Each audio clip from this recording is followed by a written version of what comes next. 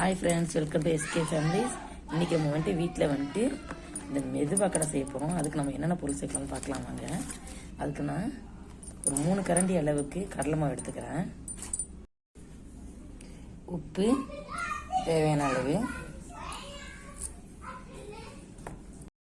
அடுத்து பார்த்தீங்கன்னாக்கா பெரிய வெங்காயம் எடுத்து 2 எடுத்து அதை நீல வாக்கால கட் பண்ணி வச்சுருக்கேன். அப்புறம் கொஞ்சம் கொத்தமல்லி, ஒரு கைப்படியில் கருவேப்பிலை, இதையும் இதில் சேர்த்துக்கலாம்.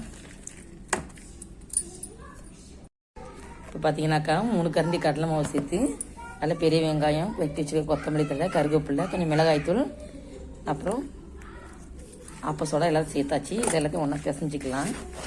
எல்லாத்தையும் ஒன்றா மிக்ஸ் பண்ண பிறகு நமக்கு தேவையான அளவு தண்ணி விட்டு நல்லா பிசைஞ்சிக்க வேண்டியதான்.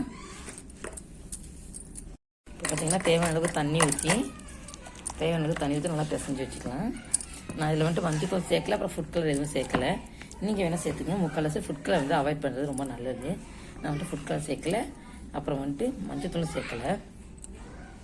இதை அப்படியே ஒரு 10 நிமிஷம் மூடி போட்டு ஊற வச்சிடும். ஒரு 10 நிமிஷம் ஊறட்டும்.